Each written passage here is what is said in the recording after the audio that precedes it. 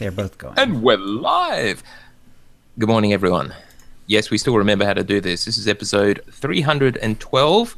There was some internal confusion about that, but it is 312. All my fault. It's actually been more than 2 weeks because we actually recorded episode 311 a bit early for reasons I believe I explained at the time, but I'll mention it again. Something about a run. No big deal. And the timing just was easier. Anyway, we're back on schedule. I will tweet out, so I'll retweet Leyva. And then we're good to go. If you want to get yourself a quick pet code and cartel market pack, feel free to send us a tip of the week in the next 2 minutes. And you may have a really, really good chance of winning. Hint, hint, hint. Yeah, that would be very confusing. 12. 12. Right, 1 second. All right, tweeting out as OotiniCast. Okay. Ow. And hello to Leyva's fans. Thank you for joining us while she is with us. Much appreciated. Yeah, I'll try and poke him to show up every time. Sharpen your knives before... Did I miss something? I'll check the recording later. All right. Okay, are we good? Mm-hmm. Yep. All right, let's do it. Okay. Oh, one sec. Test. Good enough. All right, let's rock. All right. Oh, everyone in studio mode. Just before What's I that? forget. Yes. Studio mode. Yes. Yes, and studio mode. Yep, my microphone's been hanging in there, so it's all good. It's not been taken over like it sometimes does. Okay, going in 5. All right. Hi, and welcome to the OotiniCast, the podcast that reminds you that your focus determines your reality. This is episode 312, being recorded on Thursday, July 13th, 2017. I'm your host, Chill, with our producer and co-host, Tio. Hi, Tio. Hey, guys. That was profound. Thank you. We have a couple of guests today, both returning. The first is from Singapore, Alex. How you been, Alex? I've been pretty good. Yeah, I haven't played much in game. Are we getting into the what we've been doing? Yep, sure. And also let us know what you've been doing on the Geek Podcast. Well, yeah, I'll talk about that in a bit, but let's just start with SWTOR. Since Celebration, I haven't really gone back to SWTOR as much as I should have. I mean, I did IOCath, but I haven't done any of the operations or the PvP stuff. I don't know how that's gone. I did the story, got my beloved Alara back from my trooper, which was quite nice. and then she's awesome. Yeah, she's always been like my favorite because her whole story in that it was just always really interesting, so I was glad to see her back. I've also been looking into Manon and trying to see how expensive that is and see if I have enough credits to do that, because I think that it's an awesome stronghold. Yes. And I'm sure we're going to talk about that later. But I've got enough cartel coins to do the initial unlock. It's just the rest of the rooms, which I think are necessary, which I have to do with credits. So I'm looking to do that in the next week, probably. What else? Did you find a good walkthrough of Manon? I've Video seen or whatever. Oh yeah, I think Volk did a really good one on his YouTube. So I watched that and I was like, wow, look at the fish and stuff. And yeah, I'm looking forward to doing that later. The only thing is I don't have enough decorations, so I'm going to have to completely rip up my Coruscant one, which is the one I've completely decorated. So, oh well. Well, there's a lot of cheap ones out there. You can, yeah, easily but I want all my to. nice ones are in the the Coruscant ones. So I've got to I know what you mean. over. There's a couple of ones that I wouldn't want to just strand and leave. Don't want to. What was that they used to do when Conquest first came out? Just like put everything everywhere, all the little like boss pictures and stuff, just to get your 100% for your Conquest bonus. I remember that. Musco spraying. Musco spraying. Yeah. I've also started a new character. who is a female trooper, because I never did the trooper was my first class, and I never did the female or dark side. So I'm gonna go through that. I'm gonna do the whole story. You're gonna have some interesting choices to do with Eric Jorgen then. Yeah, no. Oh, dear. Not gonna be happy. Oh dear. Multiple interesting choices. Oh, goodness. He does not seem happy with me at the moment, Yeah, which is heartbreaking for me. You can probably still romance him though. Yeah, he's one of the he's like a total hard ass, and yet he's like completely light side too. So he's a very extreme softy. dude. He's a very extreme dude, and for me, at least, I feel it's unfortunate he is the romance option if you're female. So Really? Yeah, I actually kind of like his story. I like his story, but romance option. Well, it was like a couple of characters before I decided to dip my toe into that particular pool.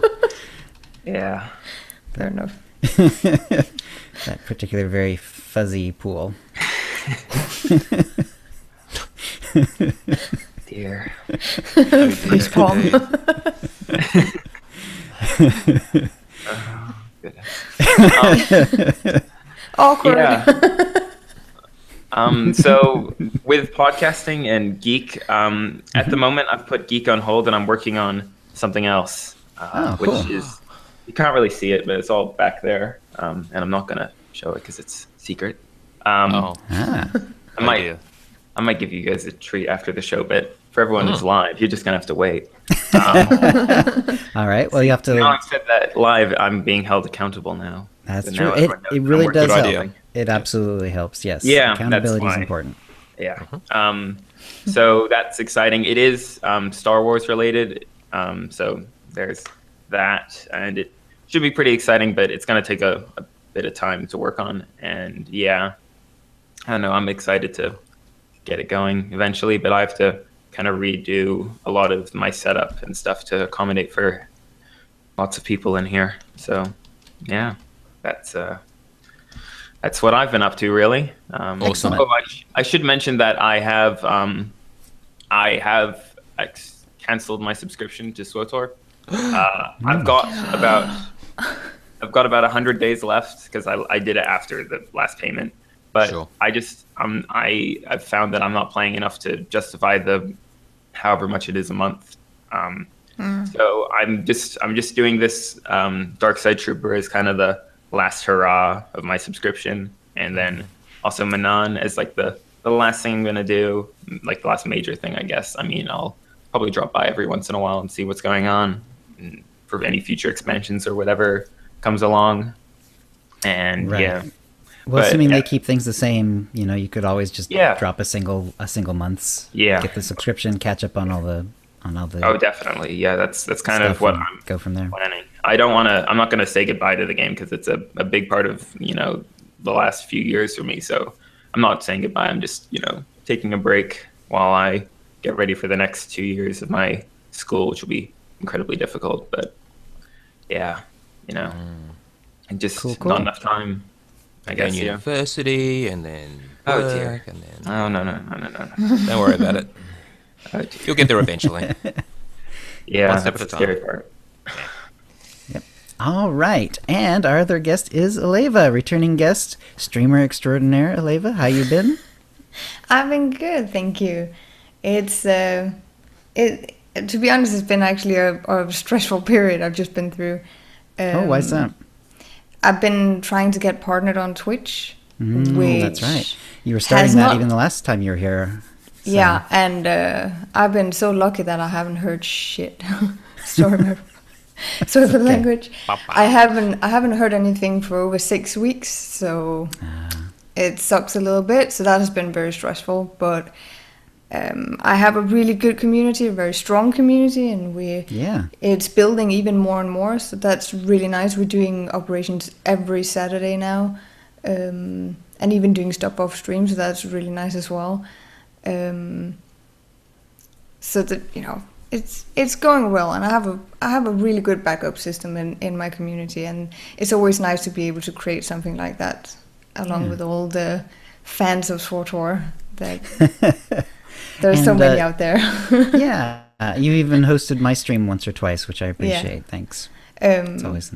I've also been really lucky, and that was the thing I wanted to, the little surprise I wanted to show, because I just got it today. I have a friend at BioWare in Austin. Cool. I met him through all of this of streaming and so on. Sure. I have promised to keep his identity to myself because he wants to be anonymous, which I completely understand. Yeah. But he sent me a package today, and I just received it. And in this, there was both a note, but I actually got one of these T-shirts that you got at the Cantina event, which I was super psyched for because I wanted one of those. I happen to be wearing right now. Yes, that's right. But yeah, it's got the stuff on the sides and the back. It's not just the front, you know. He also got me one that you don't have. Ooh, I've seen some. Yeah, like some of the developers. I've seen some of those too. He got signatures. Yeah, nice. It has signatures. The autographs of the entire team. That is cool. The entire team has signed this. Yeah, I'm gonna frame it. But it was so amazing, and be able to see all of these, and even here on the sign, someone made a stick giraffe. I don't know if you can see it. It's right there. A stick giraffe. Could you give us a photo of that for the show notes, please? Leyva? A what? A photo of it. Oh, yeah, sure, I will do that. Thank you. But this was not even the only thing that was in the package. He sent me these 2 books as well, which is Revan and Annihilation. And I thought to begin with it was a little bit, well, I already have these because I've had them for hard copy for a long time. But it turns out that he got Drew to sign it for me. Oh, wow. That is cool. Which has also just retweeted it on Twitter for me. and saying congrats and everything. So that was really amazing. So, you know, I feel really lucky that I have some friends over there who enjoy my content, even though it's, you know, I'm just the nerd, you know, the one who likes the story and nerding around with that. And it's great to feel that people actually like what you're doing, even though it's just me nerding. Sure. So yeah, that's been really good. So awesome. Yeah, that's pretty much it. Other than that, it's streaming. You know, I stream 6 nights a week, so it's really busy with that. Yeah. So have you unlocked Manon, for instance? Yes, I have, and we can of course, without telling too much about it, but I've unlocked everything in Manon, and I am currently trying to decorate it, but I've only like 25% of it because there's some of the hooks that can be questionable for me. Oh, but we can get back to that. Okay. Does that need fixing, do you think? I would more say optimization. That's sure. There could maybe be some tweaking, but I started Tuesday as soon as the patch was done. I started streaming as soon as I could log in, just to unlock the stronghold and show it off to everyone and see this is how it looks like. And I sat there for 2 hours and fiddling with decorations, and people just sat there and looked at me decorating. So that was pretty cool. Well, excellent. All right. And Theo, how about your week? I'll keep this brief because there was no gaming again. Fail. Yeah, I know. So let's see. There was a 10-kilometre run down at the Gold Coast. That was fun. Getting up very early in the morning on our winter. Of course, it was sort of cold, but not really. It's cold enough. Makes it better for running, though. Cold for us. Oh, yeah. It was fine. Better to run in the cold than to be running when it's, you know, super hot out. Yep. 50 minutes, 29 seconds for the 10 kilometres. That's 6.21 miles, which is not bad, but not the best. Yeah. And a friend of mine's trying to talk me into a half marathon next year. So that's 23 kilometres. Wow. God. Wow. 20, whatever it is. Too damn far. But we'll see. 13.1 miles, yeah. Yeah, so that'll be rough, but that should be fun as well. And the other, speaking of sort of marathons, the series Person of Interest. Person of Interest. If you have not come across this, it's ran for 5 seasons. Each season was about 22, 23 episodes, except for the last, which was just 13 episodes. Absolutely amazing. Probably the best stuff I've watched on TV. If you can get hold of it, I would highly recommend it. Damn. Is it BBC or what is it? Oh, actually, I'm not sure where it was shown originally. You should be able to get it from multiple sources at this point. Okay. It's about artificial intelligences is part of the story. All become clear as you watch it. But anyway, it took us ages to get through it because there's a lot there, but one of the best I've seen. So anyway, if you're looking for something to watch, and there's so much out there, Game of Thrones is starting up again soon, etc. Oh my gosh, yeah, it's this weekend, I think. Yeah. Right. So, anyway, something to consider. And apparently we've got a fan of Person of Interest in SWOTOR. This was Jeremy Wright tweeted back to me saying he's got multiple Shaw and Root tunes. Those are 2 of the key characters on the Harbinger. So, keep your eye out for them. So anyway, that's my week for what it's worth. Over to you, Chill. All right. First, a shout out to the chat room. Anu's here. Avata Razor, Born to Eat Bacon's here. Butt Buddy ZZ77, Dekion, Aerodrastra, Leyva is here. Libra Roja is here. Hi, Libra Roja. Alex is here as Mix Up Pixels. Rivulatus, Sammy Satil, Siskaika, Snave is here, Snave1208, T_Chala, Tachutli, I think that's pronounced, I guess. Uke F Destroyer, and Bullwinkle. Hello, everyone. All right. Well, I've been leveling Chillgrave, a healing sorcerer, to level 58. It's going pretty well, actually. The leveling, and I haven't been using. Well, there was the double XP, which I didn't for a couple of days in there, which I didn't bother to turn off. But I haven't been using the XP gear. I haven't been using the XP boosts. You know, the 25% boost that you can get for 3 hours and all that. I've been avoiding that, and just to see like how much it was like, it would like trigger me essentially, or piss me off to see how it was to level like that. And it hasn't been bad so far. The leveling was actually pretty quick. You throw a companion a few gifts, and all of a sudden they do decent damage. They never die because they've got plenty of health anyway, just from presence bonuses alone, and then my healing on top of it. And there is some damage in the spec. I mean, it's not great, but it is there. Now that I'm getting into, it's just pre-Kotfi right now. I'm doing the flashpoints that would have led up to Shadow of Revan. Although I believe when I finish these, I'll probably be level 60 and just jumping right into Kotfi at that point.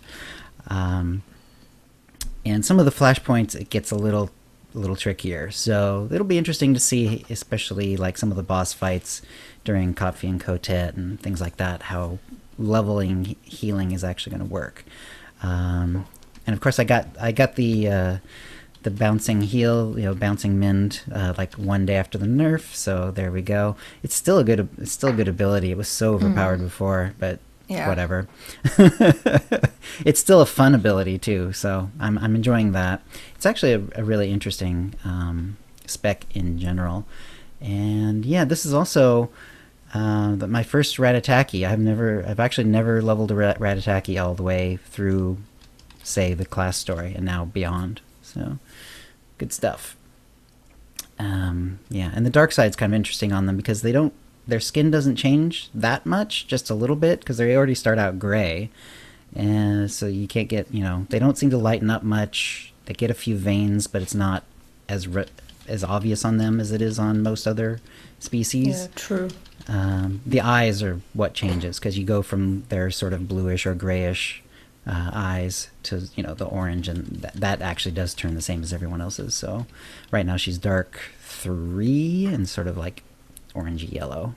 So yeah. Also, for fans of the show, you might remember guest Kimmy from a little over a year ago, and in fact she's now on my other podcast, Cryptobiography. So the first part of a 2-part interview with her was from Sunday, and the next part will drop this Sunday. So that's what's going on too. And Tio, did we get any tips of the week from your last minute pleas for them? That's a good question, and the answer would be no. Okay, no. so... Though, let me just say, just shameless plug for Chill, cryptography it's really interesting, the people he's got on, as well as talking about himself. I've listened to the first part of the interview with Kimmy, but Chill, there was a lot where she got you to talk about yourself. Yes. But hopefully it will all lean more towards her in the second part. Right. Well, the first part is kind of how we sort of became friends, as opposed to simply, because we had interviewed her once, and then all of a sudden we became friends, and there's a very specific reason for that, and of course it affected both of us in our own lives different ways. So yeah, so that this first half of the conversation kind of is a lot about both of us, and then the second half it really does become mostly about her. Excellent. And it gets really interesting in some places. So, all right. So, no tips of the weeks were sent in this time. Please do send them in, and you could have a chance to win a Tonfon or M83R Droid pet code, courtesy of BioWare, plus an OotiniCast provided cartel market pack from the latest shipment. So, you would send those tips into OotiniCast@gmail.com before the next show. And that will bring us to the Holo feed. Tio? Well, do we have a lot of news or what? Well, this is what happens Yes. when you don't record a show for nearly 3 weeks. Things happen, so let's start with, and we'll just hit the highlights as much as we can. We'll start with Game Update 5.3, Sisters of Carnage, which was described as rally your team for Carnage, all capitals, as the next Operation Battle arrives. So, obviously, this includes the second encounter, the Gods of the Machine operation, 2 of 5, and well, it's Avella and Esne, the twins. So obviously you can play 18-16 man. They have story mode and veteran, formerly known as hard mode. Now, I was expecting that they would release the master mode for Tithe with this update. Yeah. So I did there's as no well. mention of that at all. I thought that was like the kind of whole thing with the coffee Yeah. style, but with the Yeah. bosses. I thought they were going to release master mode when the next came around. Exactly. Yeah, that's have what a I boss. understood as well. That's weird. Well, maybe that'll be in the next game update.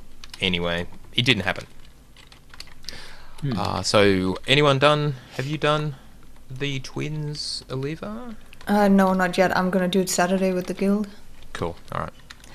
So anyway, But I did have a look at SWTOR Central's video about it, Sure. and it looks like it's a big AoE mess.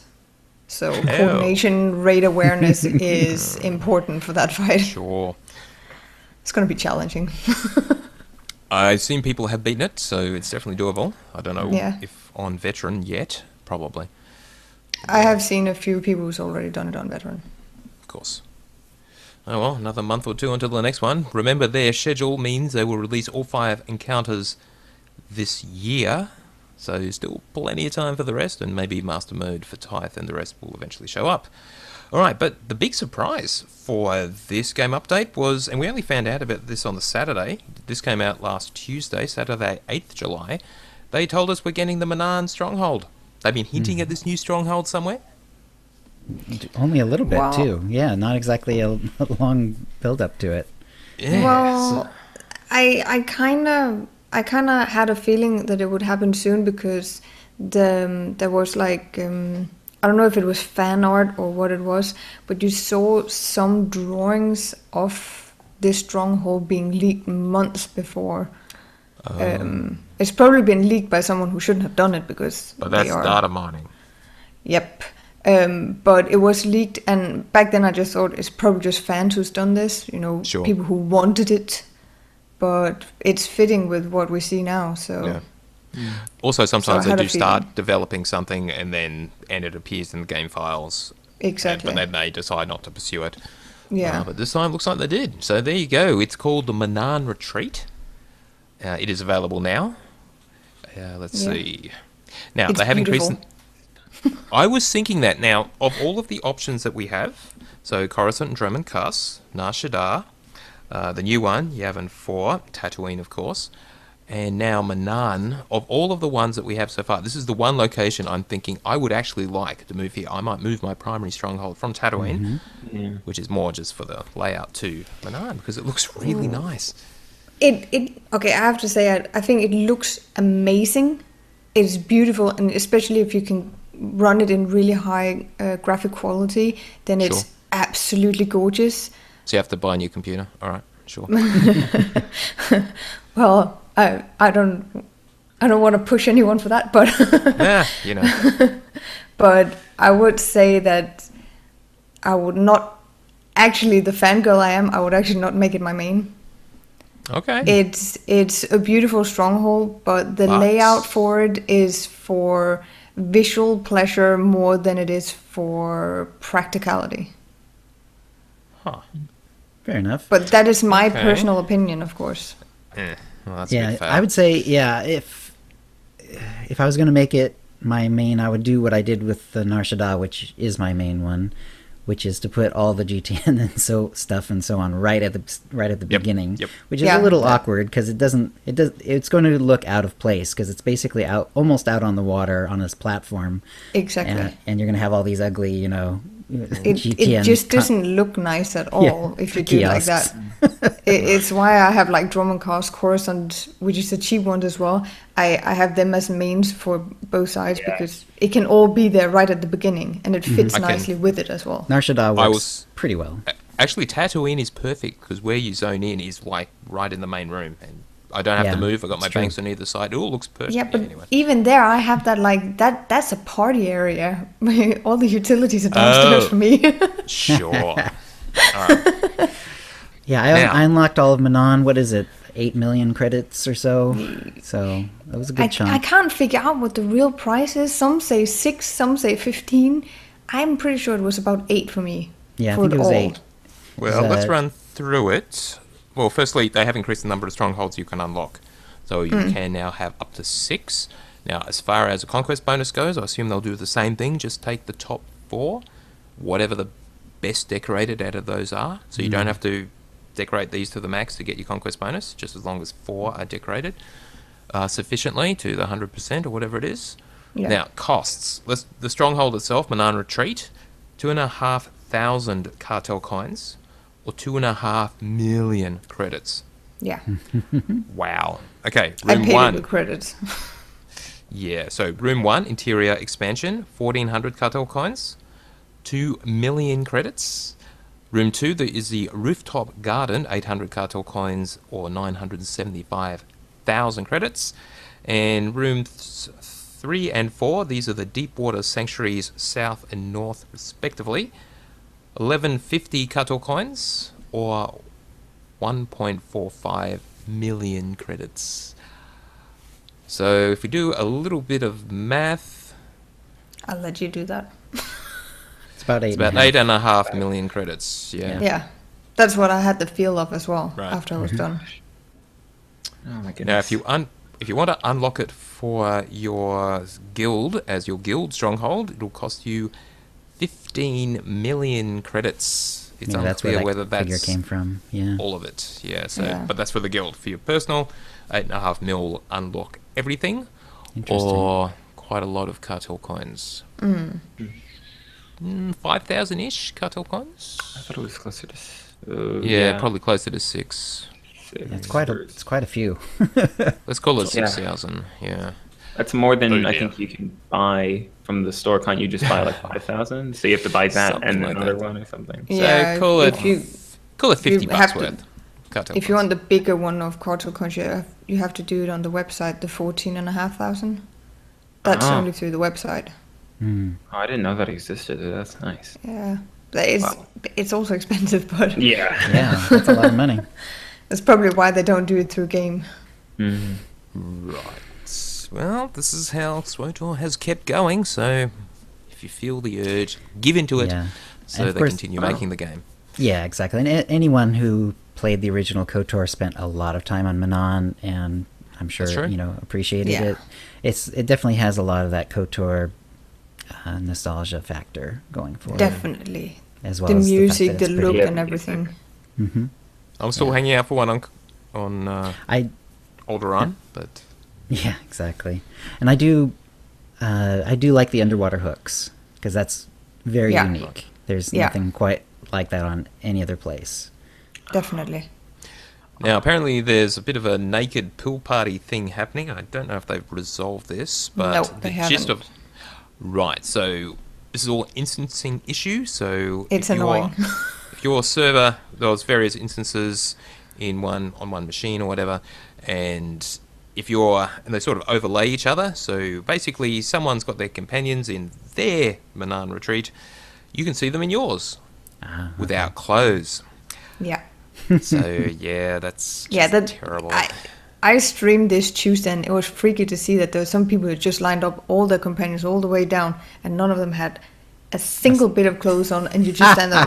What are you doing here? Remember, that wasn't them. I'm sure their companions were perfectly well clothed, but when they appear in your stronghold, have you ever seen a companion appear this way with clothes? Well, yeah, some of them have a little bit on, like they have their pants on or something. Which is just part of the basic character, as opposed to... Yeah. So... Yeah, it's okay. Yeah. They're not weird at Leyva, it's just a bug. It's annoying. That goes because I never use my companions in my stronghold. I think it's like... That's the easy way to fill it up to 100%. Right. There are easier ways to do that, I think. And I definitely saw like a lot of companions that I just wasn't interested in seeing unclothed. So you know. All right. Anything else, Manan, or shall we move on? Someone said in the chat room that the conquest bonus goes to 150. A new. I don't know how to pronounce it. Username 150% now. Yeah. They said really, they have Ducky? 150 if all That's of them got to be are a set at bug, 100%. surely. No. Well, No, they said because it was- I have 5 that is 100%, and I have a bonus of 125%. One more stronghold should not give me that much more. All right, so they sort of gave up on what they were... That must be a bug. Surely. They didn't mention that anywhere, That seems weird. Well, I also saw... from my perspective, it's like you spent all the money, presumably, to get all the decorations. Like, why not reward filling up all of the... Maybe they decided... I think so as well. Yeah, all right. But I guess it does go against what they've said in the past. It's just seemingly out of nowhere. Which is why I think it's a bug, and they didn't actually mention it anyway. So anyway, maybe we should report that. Yeah, and I saw on Twitter that that it was not acting as a resting area. Not a sanctuary? Yeah, not a sanctuary. Or rest area. Yeah, okay. when you try to log out, you get the timer. You do, okay. Yeah. You get That's what is it, probably 20 a seconds? bug that will be fixed. if I Another had to bug. guess. Yeah. It is 25% per stronghold destroyer. Yeah, but they did say they weren't going to let it go over 100% because they didn't want people to just must go spray decos on their 5th stronghold just because. Well, I have 5 strongholds at 100%, and I have 125% as a buff. So clearly it that must is be true. what it's doing. Yeah, I'm not denying it. I'm just thinking this really shouldn't work this way. Yeah, it's kind of weird. All right. So what else was in 5.3? Customizable companions. You can now dress your space Barbies, Lana, Beniko, and Koth, as if anyone would. Yeah. But anyway, you can dress your Lana, and Apparently people Yahoo. had some weird experiences with that. How so? Because Lana apparently looks weird when you take customization out. Yeah, her face changes in some way. I haven't seen enough pictures to know all the differences. I haven't seen it at all either, no. And I have seen someone who put all cybernetic gear on Koth and turned him into cyber Koth. Okay, that's not a bad thing, really. Totally unrecognizable. Oh, Johnny, that's Born to Eat Bacon, says she does revert to Head Cold Lana. Oh, Head Cold Lana's back. Wow. Really? Yeah, Darth Head Cold. Awesome. Yeah, okay. Darth Head Cold. That's what I call her on my stream. Yeah. Oh yeah, and the same as Bacon also mentions this with the Cathar. There are some glitches with the customizations for the Cathar. Oh right. I tried it. He showed it with the beard. Something about on fur one of them. colors. Yeah. Yeah, well, and what happens on the Cathar is well it doesn't match the contours of the face, so it gaps. Because they have different It looks like you're wearing contour. a really bad fake beard. Yeah, but even with the female, if you have the different new hair on, it looks like it's a helmet on her. You can see there's a gap in. It's they need to. Yeah, it needs a little course correction there. Tweaking. Wow. All right, let's move on. All right, visual improvements have been made to loot indicators on fallen enemies. Sadly, I haven't had a chance to look at this myself, but tell me, what have they done? I don't know. I haven't noticed it. I haven't. Oh. I was looting. Wasn't that much I don't of a know. visual improvement. I'm not sure what the difference would be. Maybe it's brighter. I don't like. Yeah. I can don't only know. I can only remember seeing like one of the green like loot light beam things from like I thought it was a very far distance. Like I ran away from someone. Oh look, I didn't loot them, but it looked like it was pretty far away. Maybe I don't know. They added sparkles or something. Nothing that obvious. No, maybe just a little wider and brighter, something like that. Right. I don't know. Maybe. Now this is sad. The cooldown for rocket boost will now be triggered if it is selected when using the random mount ability. So, sadly, you can't just keep spamming it basically. So via the random mount ability. So they fixed that. It's not the only little exploit they fixed. We'll get to that. They've improved speed of piloting 4 and 5. We mentioned last time it was only working for animal mounts. Now it will work for all mounts as intended. And I have tested it, and it's correct. It's been work. Excellent. Now, if you had trouble getting Quinn or Dawn Quinn or Alara, when you finish that story, you can now get them from the companion locator terminal. It's just a little bit annoying. Why? Because I refuse to use that terminal for any companion, so it's a little bit annoying. I actually have to do it instead of just giving it to me. Seriously. Suck it up. It's okay. Let's see. The Galactic Stronghold Decoration UI. You can search. That's so remember, the only other way to find something was just that is a great through addition. it all and, that's good quality of life, right? Wow. There. Yes, that's huge. Now, this one they did talk about in the class changes area, but AoE damage over time abilities have been updated to be consistent in that they will not break when you are trying to cap a node in war zones, basically. So anyway, this includes Plasma Probe, Incendiary Grenade, Orbital Strike, and Freighter Flyby. So if you're a smuggler who's been setting that off just to keep people from capping, it won't work anymore. If you channel an ability, so channel AoE still work, of course, if you have to, like the Sorcerer's lightning thing, but the ones that do Makes DOTs, sense. Damage over time, don't work. Right. Because, exactly. Because the channeled is technically, I mean, it feels like a dot, but it's technically not. It is damage over time, but it's not a dot in the sense of a debuff that goes on people and just keeps doing damage to them. It actually has to. You have to keep casting it. Therefore, it's important that stay that way. That's good. Yeah. They also tended to avoid things where like it would AoE with some damage that then ended into a tick. You know, the initial damage still seems to affect the so still seems to interrupt. Okay. Awesome. All right, now we'll skip over the class changes because we sort of talked about those already, but for something I wanted to mention was Shadows. Shadow Strike, this is obviously the matching for Assassins. Shadow Strike no longer has a positional requirement, which means you don't have to be behind the target, which is awesome. Yeah, that was always a big kind of it was a thing. I mean, there was buffs to make it so that you certain times you wouldn't have to be behind them and so on. So this way, what happens is there is still a utility you can use that will enhance its damage, but it will do more damage when you're behind. But actually, does it work like that? Yeah, it says this slightly more or something. If you're behind the target, you will do more damage generally. If you use the utility, it doesn't matter where you are. You'll do that enhanced damage regardless of positioning. So that's what the utility does. Cool. But I know we skipped a little bit on class changes and so on. But I'm a sorcerer healer. That's my main. So that's of course something that affects me, and I haven't had the chance to test it yet because I won't do it until actually tomorrow when I'm going to be doing master mode chapters. Oh no, because I heal. So yeah, that's going to be a challenge. But I was told by a guy from my guild and a part of my community, he is Nim geared and he rolls a lot of the different classes. He says that the sorcerer is still viable for harder content, but it has been nerfed, so it's not the shit anymore. It is the merc that is. The merc healer is now up there instead. So. Okay. All right. Well, I guess we'll find out after you try to do master mode. Yeah. That's the reason why I power leveled my merc up and got gear for it, because maybe I have to change. I hope I don't have to, but we'll see. Okay. All right. A few other minor things. Black Talon and the SLS will now level sync you. They weren't previously.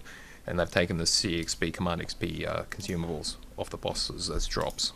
Because it's, low difficulty of this content. A few other changes in operations, just bug fixes really. That bug in the Infernal Council in Eternity Vault, there was that workaround. You had to kill one particular guy last. That has been fixed. So you don't have to worry about that. You can just do it the regular way. Yeah, that happened to me last week. It was weird. And you'll get an additional command experience consumable from the final bosses in the Uprisings Divided We Fall, Landing Party, and Trial and Error, because they're harder and they take longer. Yes. Right, they are definitely more difficult. Definitely. So you get an extra reward at the end, more CXP. And there was a closed door that would block progress in Trial and Error. That has been fixed too, so that's all good. I don't want to mention that. The vendor sell value of the IRCAR 3 Combinator has been lowered to 10,000 instead of 20,000 credits. Sounds like people were vendoring those for too much of a profit. Haven't changed. Of those crafted 246 relics, remember their ratings were the same as the previous tier. They have all magically been fixed, so that's all good now. Okay. You can actually search for items like Altar of Skulls without having to take away the of. I didn't know that was a thing. I can tell you that was a database optimization right there. But anyway, they have fixed it. You can actually put in the full name now. You don't have to just take out words until it works for no discernible reason. Yeah, it's because there's so many of them like that in the game. It's gonna be huge. So. The Commander Tessa Hollow Stronghold decoration is no longer appears hostile. Please stop attacking your Stronghold decos, people. Now, the Gamorrean Guard, of which Chill has one. Haven't pulled the trigger on giving it to a character yet, but you did get one? Okay. I have it. I have three. I have 3. Oh, wow. I was lucky. And he's really cool. I like him. He's pretty cool.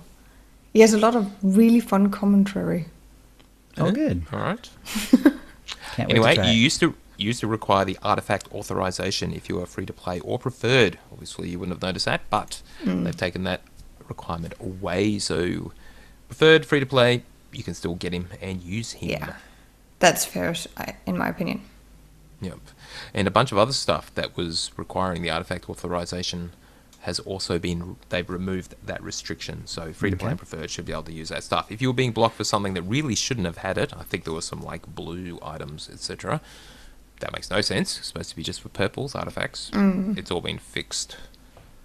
And apparently there are a few weapons from Galactic Command that have been changed so that they actually require a barrel rather than they were requiring a hilt, which didn't make any sense at all, so they have fixed that. That was just a straight glitch. So everything should expect, or should take what you would expect for its for hilts versus barrels. And this one's a bit sad. Character-bound color crystals and weapon tunings from the Cartel Market direct solar packs can no longer be moved across characters via legacy weapons. This has been a tip of the week any number of times. Well, the color crystals and more recently the weapon tunings. You stick your color crystal or weapon tuning into a legacy weapon, you mail it to an alt. Now that they're unlockable from collections, as soon as you pop it out, put it into another weapon, you'll be unlocked into your collection too. Yeah, they fixed that, so you can't do it anymore. Okay. I know there's been a lot of sour opinions about that, but from a business perspective, I kind of get it. Yes. It's not what should have happened, but in my opinion, maybe they should just change it to being like a consumable. If you try to pull it out, then it's destroyed, like you do with the dies. Right. That would at least fix that. So you have to unlock it in collection. Yeah, man, they've basically classified it now as an exploit, but they fixed it. So no one's going to get in trouble for doing this because they never actually told anyone it was an exploit, and we've all done it, at least with color crystals. It's unclear to me whether this affects old-style color crystals that were just made by Artifice as opposed to... No, it's only cartel items in a legacy weapon cannot be sent over unless you've unlocked. Okay. So at least that still works. Yeah. So anything that's in collections, basically? Yeah. Yeah. So anyway, that's a bit sad. Keith did do a big post about this, explaining the reasoning that is, well, yeah. There's cartel coins involved, therefore they don't want you to be able to cheat because they need their pound of flesh to keep running the game, so to speak. Anyway, a bit sad, but so lovely. Alright, a few other minor things. Tanovic, the companion, if you didn't... Anyway, has been convinced to put clothes on and will no longer appear naked in Knights of the Fallen Empire cutscenes. I think we can all say that is really, really good. Yes. Isn't that only for the trooper? I guess so. He's in everyone's. I think you only recognize him if you're the trooper, but if you play on any class, Tanovic shows up and he's like, oh, whatever he says. He's all annoying or whatever. So, okay, alright. I don't remember. Obviously, he wouldn't appear anywhere else beyond the original cutscenes for obvious reasons. But yes, okay. If you, this is hard to explain without lights. So light in the light side options, he does show up in it during that level outside of the cutscene. Okay. He and a few of his goons rush out to take out some sky troopers. Right. You can see him. And if you took the other option, that would prevent that happening? Yeah, no, that doesn't happen. Not so much. Those sky troopers attack you. All right. It just makes it a little more convenient to run through if you go light side. Yeah, that's... Okay. A few other things. The weekly Story Uprisings mission does only need you to complete 5, not 10. There was apparently a typo in the tooltip for it. Xeno Analyst, when the Gree event comes back, does actually drop Grey Helix components. I thought that was the whole point. Anyway, now they have just this morning, actually, on the Thursday that we're recording this, US time, released game update 5.3a. This fixed a few problems. Apparently, companions were not receiving influence when being sent on a crew skill mission. Boo, because that was a really good change, so they fixed that. And they've actually added a couple of minor nerfs to Advanced Prototype Powertex and the matching Tactics Vanguard. Yeah, so... yeah, that's a bit of a nerf. Anyway, I'm sure they'll talk about that later. And there's a bunch of Stronghold decos in the new pack. What's the name of the pack? Deepwater Essentials Bundle, I think. That's the one. Thank you, Alex. And yeah, they were listed, but they were never actually added. I believe you could see them if you went through the collections UI, so you could see they were available, but they were not listed on the actual item, and they never actually were added. So anyway, they've basically taken them away, so removed them from collections, so they're no longer there. Okay. But there's still a bunch of stuff in there. Yeah, it's a big pack. Aquarium, nice. Yeah, it's cool with derby fish. Do you really need an aquarium? Cellcath. I feel like you don't need an aquarium when you're surrounded by the actual ocean. Yeah, seems a bit Well, redundant. I still kind of like that's probably it, though. true. Yeah, But it's just funny because there's like 3 fish in this aquarium, and it's like the most derby-looking fish ever. Really. Now, do I you do get like- all of this, or is it just a random selection from that? all of it, I think. All of it is Wow, in this alright. essentials. How Yeah, much is no, it? that's. I bought one of them. 1,500. It's How much? it's 1,500 cards. Yeah. 1,500. I think. Yeah. I'm pretty sure it's around there. Yeah. Yeah, I it is. You have bought like 10,000 built up though, Tio. Tio, could you Wow. send one my way? I'm saying couldn't afford it, but Yeah, I'm still saving for that rainy day, you see. Well, it's raining on Manon, I'm sure. Oh, probably. Well, that water's got to come from somewhere. Exactly. One thing that we didn't mention about the Manon stronghold that I really liked was down below. There's actually essentially a window in the floor, and it's like a little aquarium beneath your feet, and that's a really nice little touch. Really nice. Yeah, I so really got to get this. Yeah. Actually, outside of one of the windows in those rooms, I put the Titan 6 decoration, you get from the boss. Oh, yeah. I put that out there so it looks like, what's it called, Pacific Rim. It's pretty cool, standing guard. Good. Awesome. Wow. All right, that's it for Game Update 5.3, Sisters of Carnage, and 5.3a, Bug Fix. So, what else have we got? A few other things to talk about. Firstly, apparently players have organised their own Wall of Crazy, officially supported by BioWare. Remember, this is their list of potential enhancements to the game. They had their own Wall of Crazy, which I'm sure made its way off a wall or a whiteboard into a issue tracking system of some kind at some point. But anyway, now on the forum there is a thread where you can add in your own crazy ideas, like PvE, GSF, say. Yeah, anyway, things along those lines. Mm-hmm. Now, community cantinas, obviously the last one was at Star Wars Celebration, the ones we all went to. The next one will not be at Boston Comic Con in August, will not be. So the next planned cantina is New York Comic Con, which is early October, the Javits Center in New York, New York. Alright, so it seems they're cutting down on their appearances. That will probably be only twice this year. I guess, yeah. Yeah, fair enough. As I've said before, I believe they were focusing on more other vectors for getting information out, because only a few people could actually attend, obviously. Alright, fair enough. Bolster! They started a thread about Bolster, as in how should they change it. Now remember when 5.0, Game Update 5.0 came out, Knights of the Eternal Throne, Bolster had been set to be item rating 250. You stepped into the war zone, you were given the illusion, you were actually uplifted to item rating 250 regardless of what you were wearing. But the highest possible gear to get at that time was item rating 242.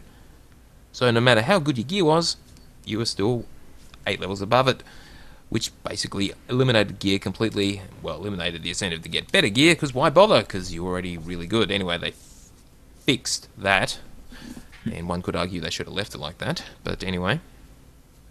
So that it's, they lower, in Game Update 5.1, they lowered the effect of Bolster to be 232. Yeah, and I believe they've raised it again as the tiers increase. Anyway, they're giving 3 options for how, and getting players' feedback. Obviously, you can suggest your own alternative, but these are the 3 options they're thinking of. Change Bolster to equal item rating 238, and that's how it is today, basically. So that puts you slightly above Tier 2. Change Bolster to be 240. That would place Bolster roughly equal to the start of Tier 3. So 8 rating difference between Bolster and the highest tier of gear, 248. And that's pretty much where the gap was prior to 5.0, before they made it really high. And finally, change Bolster to be 242, a couple of rating points higher, just to give you that much closer, which is the top end of Tier 3 gear. And only Tier 4 gear, once you've got Command Rank 300 and getting crates from there, or getting them from particular operations, would be higher than it. So those are your options. Get in the thread and tell them what you think. I got the impression a lot of people were quite upset with all of those options, and yeah, anyway. Yeah, so Bolster, let them know what you think they should do. Do you guys have an opinion? I unfortunately haven't been playing enough PvP to really have an informed opinion. It's always... philosophically, I've always liked the idea that just everyone have the same gear, and just make it strictly about skill and knowledge of the game and so on. But I understand why they feel the need to have some sort of, reason to keep people grinding the PvP. So, because otherwise, maybe you don't have as many people doing it. It's a tricky balance, definitely. There should be some kind of equal playing field. but at the same time, those who really grind for it, they should also get a payoff of some kind. Yeah, exactly. Yeah. I was just gonna say that I feel like when bolster, I feel like it works best at the beginning of a new gear thing. But then if you're trying to come in mid-season or something, and then everyone's already got 248 or whatever, and the bolster's 240, you're just gonna get completely trashed, no matter how good at the character you are, and then that's not incentive for you to keep doing it. If you're like, well, I'm not having fun, I just keep dying over and over. Definitely not a good experience. Well, yeah. Right. That's basically the entire experience I've had with PvP. I'm not gonna pretend I'm good at it or whatever. No, I just go in midway like, oh, this is a thing. Oh no, I don't like this. Then, well, it's not a secret either that PvP and me is like, it doesn't work that well together. But I have to admit that I actually enjoyed while I'm leveling the low level stuff. I think can be fun, and because it's not as serious. But I do understand that as soon as you hit 70 and you get better gear and you want to do the big, the harder stuff, I do understand that you take it more seriously for a PvP or someone who focuses more on it. But it's just not fun for a casual, for example, to run into.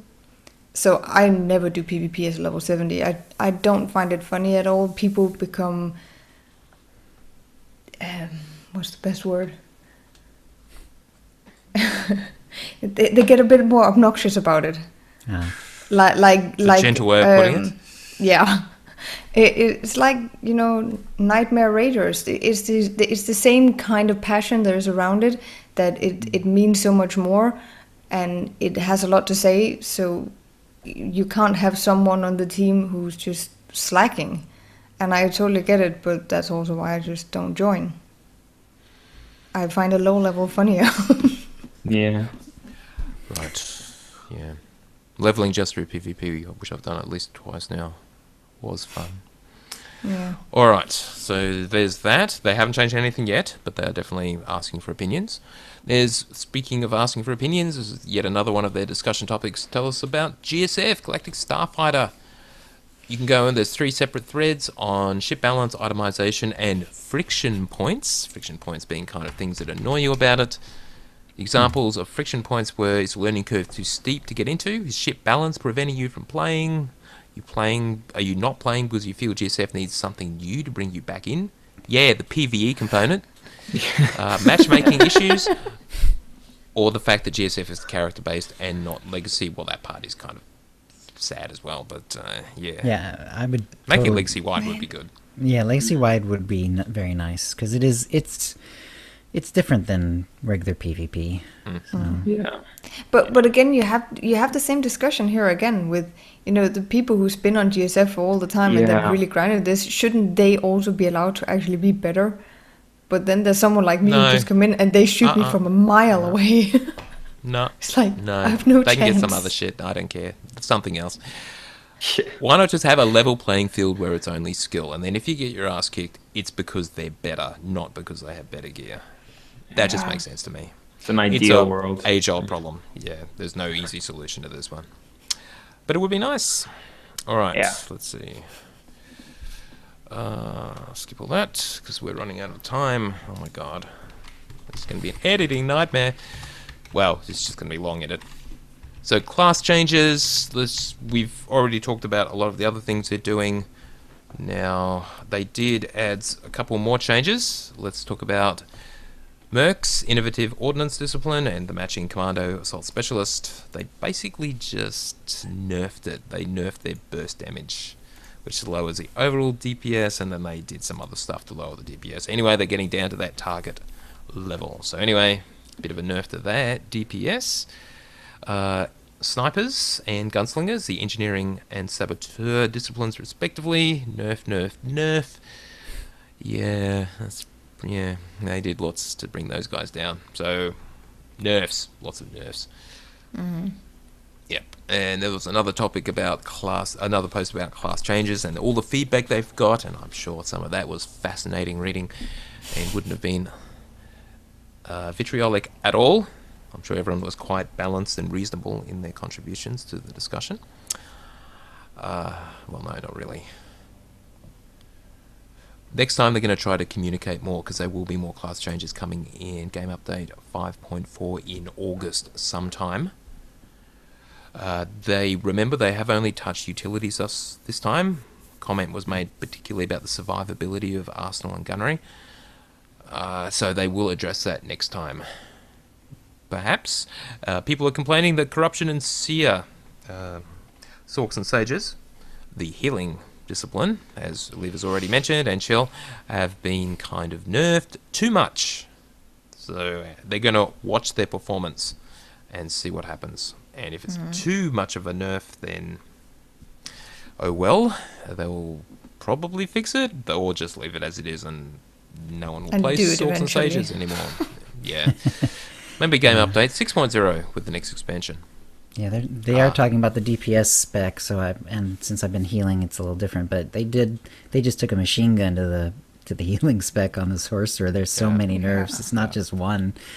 45% off of the roaming mend, and that's just one of them. But then there's like 5 other nerfs as well. It's kind of crazy. Yeah, that it's costing more on 4s, and you don't get as much healing output as you used to, and it just seems it's negative, and it doesn't equal to plus. So, yeah. Well, we'll see. We'll see, because they really were overpowered. I'll try it out tomorrow, and I will yell loud if it's not good enough. All right. Tune in to Leyva's channel to find out more on Twitch. And finally, Madness and Balance. That's Sork and Sage as well. Yeah. In fact, that's what my dot spec, Yeah. That's what my Sork I played my Sork as. Apparently, it was really underpowered. I had no idea. It seemed to be doing just fine. Because Lightning spec is also underpowered. Seriously. Well. Anyway, they got a buff. Madness and Balance got a buff, so I'm pretty happy about that, actually. But apparently it was force negative, as in you could do all your stuff and you would just run out of force, and they fixed that. So thank you. Thank you, BioWare. I know most of you aren't happy. I'm actually quite happy. But no, I do play think a lot that's of other fair characters enough. too. So fair enough. I think it's fair enough that skill tree has, gotten boosted, but if it's only equal lightning telekinesis or telekinetic, then it's just because that was not very good. That is the Sork DPS in total needs a good smack up. Right. Remember, they are trying to change class balance more frequently. Yes, we've heard this before. Yeah. Yes, the proof of the pudding will once again be in the eating. Let's see, but they're already planning changes for 5.4 as well, so let's just see. Yeah. Don't panic yet. They may all just suddenly get better in a month or two. Oh, it has to be said, for someone who streams, you get a lot of people coming in and talking about this and complaining a lot. And I try to keep it as cool and just be all, we'll see, we don't know yet. We're just going to have to try it. And for me, it's a lot about the feeling of it, not as much the numbers, because I don't do parser that much anymore. That's not really a point when you're not an Imrater. But it's just, I'm not super happy, but I also want to give it a chance at least. Okay. You can't just yell foul play unless you've actually given it a chance. I don't know if there's been any serious theory crafting about it, probably. So I guess, again, we'll just have to see how it works in practice. Remember, everyone who got nerfed were overpowered. They're just bringing people down to where the targets are, or slightly below in the healing case, maybe. But we'll see. All right, minor thing, the Conquest schedule. It's been on Dolphy forever, and the source of that is, shall we say, external. And they say, well, just remember, you can't really trust that because they subject to change, but they have actually now posted the schedule on the official forums, and they will find a better place to put it. But for now, yes, we'll know what's happening for roughly all the way through to the end of September, which Conquest it is each week. So you can probably bet on that. Now, I'm not going to talk about this much, but there was a post by Charles Boyd that explained that whole Vitiate Valkorian thing, the whole story behind, well, actually the entire game, really. Yeah. And KOTOR. KOTOR. All the way through to the end of Knights of the Eternal Throne, where there was a resolution of, it's not even of sorts, but anyway, I won't go and read this because this is spoiler heavy, so if you haven't finished the story yet or done the whole thing, I would avoid this. But even if you have finished it, I would probably avoid it too, because sometimes it's best to leave this kind of thing as just a mystery, rather than having all the details explained, because when you actually read through the details, sometimes it just doesn't make a whole lot of sense, really. But Well, it depends. It still depends. Because I'm gonna have a read through this, because if there's something I have, it is hardcore Star Wars fans, and they can discuss this like insane, and all of them can get pissy at each other because they can't agree on anything, and then it's just nice to have it from the high top up. You are all wrong. This is how it is. But yes, maybe it can sometimes settle actually an argument. Yeah, I really enjoyed it. I devoured this when it came out, and it made a lot of sense because for me, it sort of confirmed the theories that I had already had in the back of my head of like what was sort of, what his real motives were and what was really going on in some of these, especially Kafi and Kotet sort of storylines.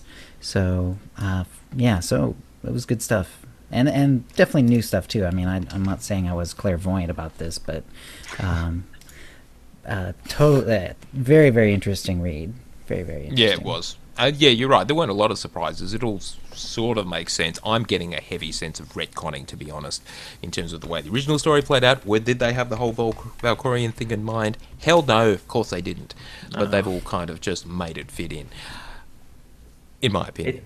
It's weird to think that this, as far as I know, that this story is the only last remaining story from Legends that's still being produced. I'm pretty sure. Like, there's nothing else that's really being continued. I mean, there are some things that aren't canon, like Battlefront and stuff, like the actual battles aren't canon, but this is the only story-based content that's just continuing after the Disney purchase of Lucasfilm. Yeah. So that's why it's all interesting to read about this, because I'm like, oh yeah, so this doesn't like really, affect the movies and stuff, and they're still allowed to do this, and they have all the freedom in the world, basically. Yeah. That's why they were able to just create the Eternal Empire out of nowhere. So, yeah. It's why we know that this shit is not going to be Snoke, because then they have a problem. Though they never did explain what happened to Vitiate's Tenebrae Valkyrian, the original, as in Vitiate's body. Yeah. I think the fact that that Lucasfilm keeps maintaining that Snoke is a new character, and that Vitiate's never come up, sadly, in the canon. I think he should. I think he's an amazing character. Yeah, I think it could be cool. Definitely. It'd be cool. I think if they ever do an Old Republic story, they have to have Vitiate. I think even more so than Revan. I think Vitiate is so key to the Old Republic era that. And the oldest. Yeah, I mean. Right. It would be like doing a new Middle Earth movie and not having Sauron in it somewhere. Yeah. Yeah. Lol. Yeah. Well, they could do this. Well, I suppose even if they did Silmarillion, he was in a different form. And anyway, let's not get into that. So, yes, our geekdom goes far and wide. yes, well and truly. So, the only other thing to mention, in addition to that, is Keith posted on the forums, just as a player and then as a producer, just saying how awesome it was to work with Charles, how much he enjoyed the story. That was all fine. And apparently he jumped in to defend Charles because people were saying nasty things about his writing. Aww. And and I thought his post was quite reasonable, but then apparently he thinks that he was being overly harsh, and there's an article that Raph Costa, game designer, had something to do with Star Wars Galaxies, had a lot to do with Star Wars Galaxies, wrote about how to handle criticism, and anyway, there's this whole thing, and apparently he shared that with the whole team, so they're going to be better at handling criticism now, though I still think Keith's original response in defense of Charles was perfectly reasonable, basically just telling people not to be assholes. And just, apparently Which that's I think some people too need hard to hear. No, some people just feel that they have the need, and if you're passionate about something, that is all the excuse you need to be abusive. It actually doesn't work like that. It doesn't. So I don't know. maybe it's just me being old-fashioned or something, but I believe No, civility is something you it's a should always pathetic maintain. excuse. Yeah. Yes. Anyway, I'll link to some of those articles just for your own amusement, but they have taken them to heart, the SWTOR development team. So all criticism is valid. You may not accept it, but you should at least listen, is basically what it boils down to. No matter how it's phrased. Personally, I would just skip over that stuff and ban their asses, but Yeah. that's just me. And I did want to cover one more thing in this week's show, and this is from Pablo Hidalgo, one on the Star Wars story group. There were some awesome posts that he did about canon. And this is fascinating because he's in the story group, and we've heard that all of the new stuff they're producing since Disney took over with the new movies is canon, or comics, or whatever. But what he actually said was, on occasion when asked about something specific, he says canon doesn't split those hairs. What he means is, if it's a detail that isn't catalogued, it's at an increment beneath their notice.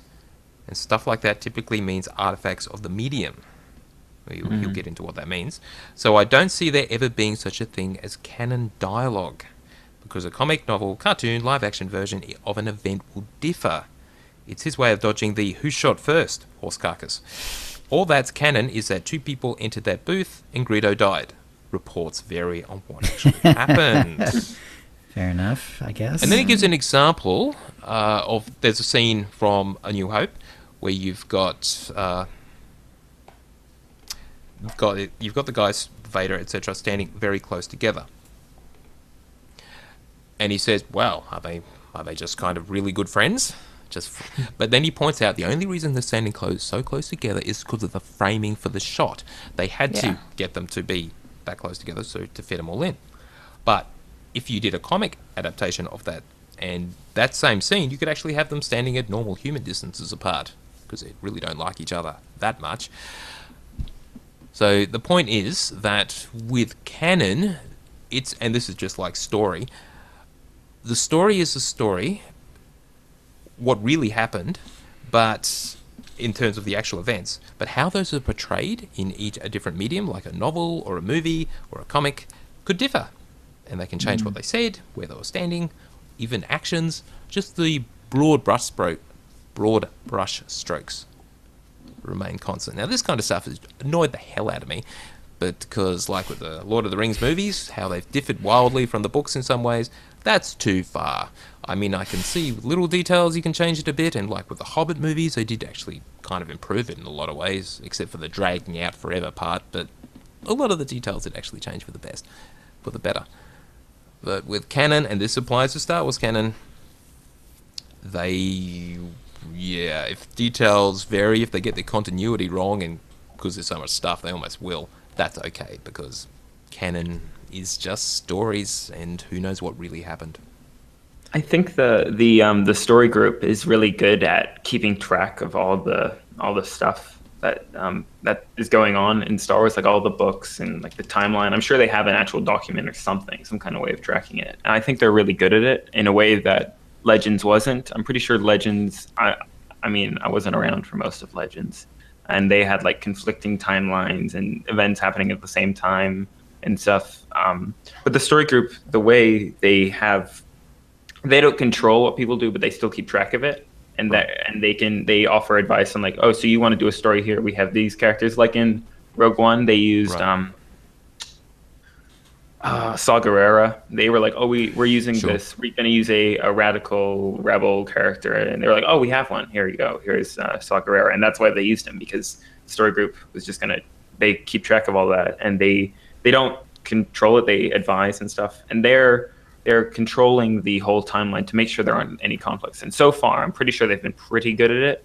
I think there was a minor one that happened a while ago. I can't remember.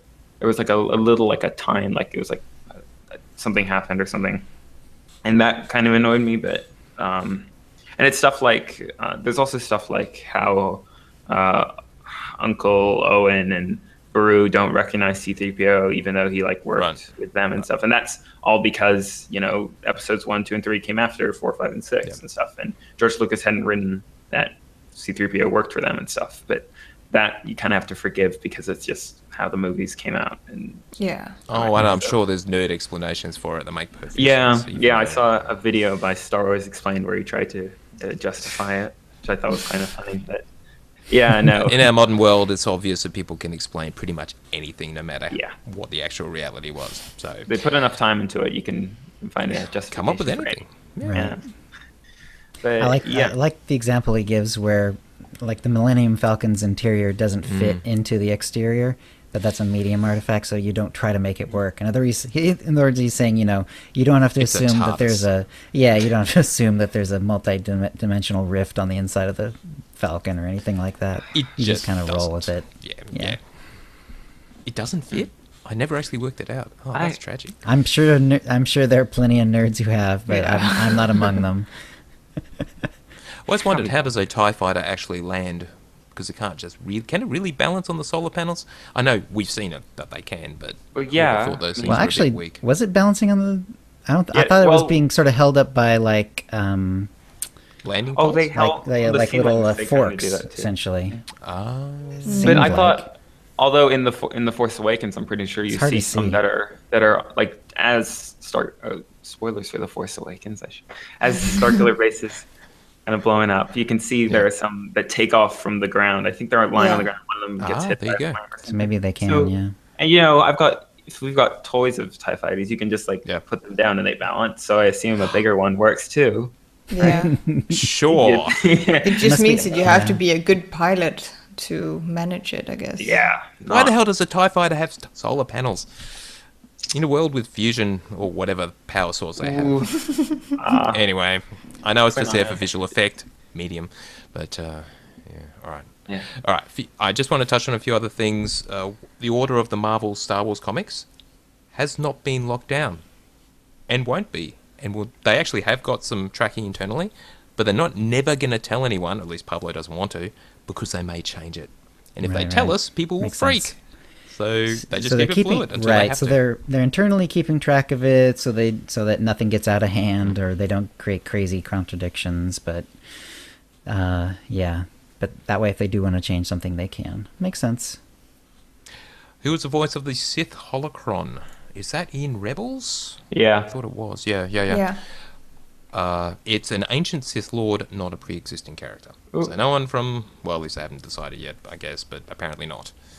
Yeah. Yeah. Is The Sith is- Holocron is actually voiced by someone from the Clone Wars, but it's not supposed to be the same character. It's voiced by Right. the voice actress who was Ventress.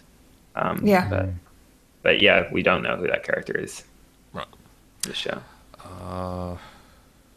Cassian from Rogue One is not based on Kyle Katarn from those awesome Dark Forces games, and neither was Kanan from Rebels. Sorry, no. The name of the galaxy in which Star Wars takes place, our own galaxy is the Milky Way, hasn't got a name. Star Wars Galaxy hasn't got a name, and it's not going to, apparently. Makes sense. Darth Plagueis, is he actually somehow alive? No, Palpatine killed him. He's going to stay dead. It's I important. have had this discussion a million times on Yes. stream because He's so many of officially it want him dead. to be Snoke, and I Nope. just keep saying that Palpatine will not sit with that smirk on for him to have killed him if he wasn't sure. Interestingly, when Anakin killed Palpatine at the end of Return of the Jedi, he brought an end to the Sith. The Sith no longer exists, so whatever the hell Kylo Ren is, He's a he knight is of not Ren. Sith. Or I Snoke. have a really good theory if people want to hear it. Sure. I Yeah, do why not think that, I think it could be cool if Snoke would be Valkorian, but I don't think that they're gonna bring that in. Oh no. So therefore, I hope it's something we don't know anything about. I actually hope he's maybe a non-Force user who was close to Palpatine, like an advisor or one of the Red Guards, because he can teach him from what he has seen Palpatine do, but he cannot teach him by practice because he doesn't know himself, and therefore Kylo Ren is sloppy and uncontrolled. Yep. That would make sense. I And think- See, good in the- theory there. In the Force Awakens novels, is it? I can't remember which one. There is an advisor to Palpatine who is sort of running around and pulling a lot of strings behind the scenes and so on. It kind of comes from. Is it from Aftermath? Okay. Yeah, I'm pretty sure. But it also kind of comes from what you see Thrawn being brought into Rebels. As in we bring something from the expanded universe into being actually canon. I think they're kind of doing this as well because you also saw this with Palpatine having an entire secret identity that not even Darth Vader knew about. So, don't know if he has made sure that his legacy would be given on somehow. I think everyone's got their own theories. I've got one that I could speak for hours about, and I did at Celebration.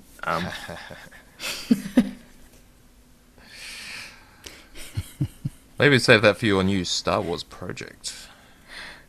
I think he's frozen. Uh-oh. I'm hoping he's Max Rebo from Jabba's band. Right. All right, let's quickly cover a few other things. Force-sensitive people can access Force abilities without training, and Pablo confirms that. He tends to think everyone has the Force, but just some people can obviously access more. Exceptional people are exceptional because they're unknowingly using it. Mediocre folks don't. So there you go. Makes sense. Like Han Solo is unknowingly gifted from with the Force, is what someone suggests, maybe. Why did Han have the Jedi training ball on the Falcon, as in the remote? It's just a marksman training thing, not just for Jedi, as you can use it for blaster training. Makes sense. Yeah. Yep. With him dodging. Yeah, so anyway, just reading through Pablo Hidalgo's timeline on Twitter is really, really interesting. He doesn't tend to engage with silly people, so it's just him responding to reasonable questions. Anyway, that's the news. All right. Worried about the time. Okay, well, let's get going then. That brings us to the Force feedback. We'll read out your tweets and emails. And Blay, a.k.a. Blachlock, wrote in saying, watching OotiniCast 311 back, and I think I've worked out why Tio uses his hand so much. I think he's the last airbender.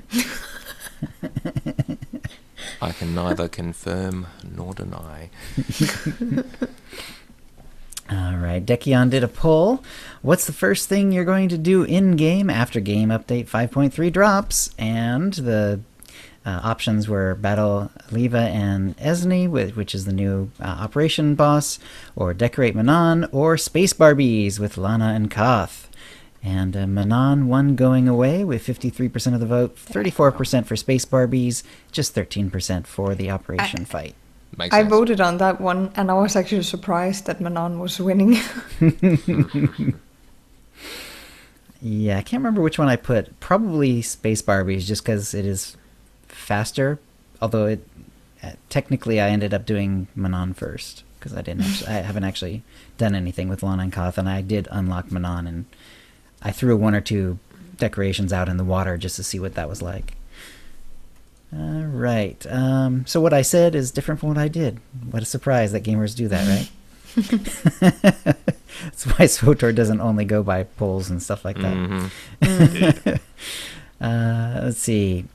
And then is this are these are responses to the responses poll. To it? Okay, Yep. Yeah.